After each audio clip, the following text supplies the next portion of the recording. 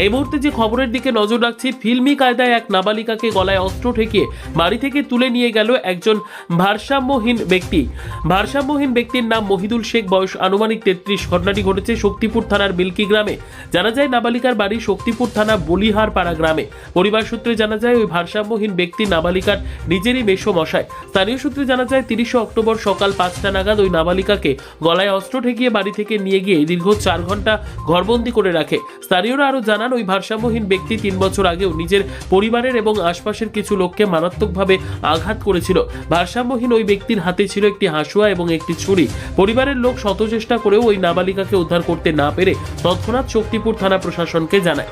খবর পেয়ে শক্তিপুর থানার ভারপ্রাপ্ত অফিসার এএসআই শফিকুল ইসলাম এবং তার 2 জন সহকর্মী পুলিশ নিয়ে ঘটনাস্থলে পৌঁছয়। শেষমেশ শফিকুল ইসলাম এবং তার সহকর্মী পুলিশ ওই ভারসাম্যহীন মহিদুলের হাত থেকে ওই মেয়েটিকে উদ্ধার করার জন্য বিভিন্ন রকম কৌশল অবলম্বন করে দরজা ভেঙে উদ্ধার করতে সক্ষম হন।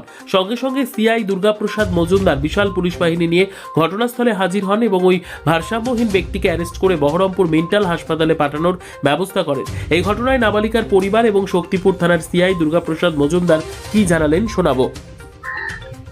বলতে যাচ্ছি আমি যে সকাল 5টার ঘটনা।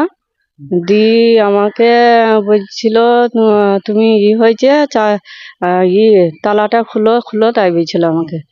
আমি বলছি কেন তালা কেন খুলবো? তা বলছি তোমার বোন আসছি, তালাটা খুলো তাই বলছি। আমি দরকার কথা বলবো। আমি বলছি কি দরকার? তা ওই রুমে বলো। আমি বললাম, তা বলছি না গেটটা খুলি তখন চাবি মাবি আমার হাত থেকে কেড়িলি। তখন বলছি যে হয়েছে টাকা দাও, জিনিস দাও তাই বলছি। টাকা দাও, জিনিস দাও। তখন আমি বলছি না টাকা জিনিস আমি দেবো না।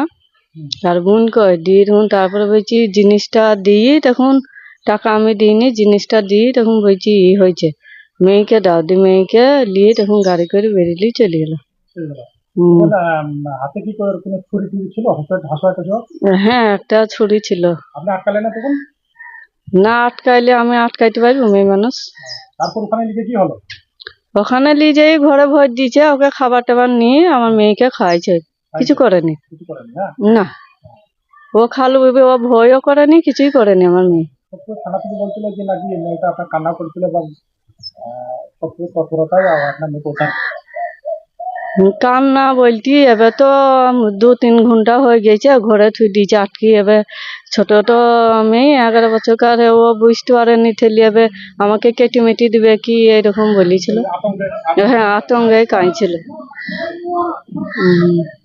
কে হয় আপনার যে ভারসাম্যহীন ব্যক্তি? ওটা আমার দুলা ভাই।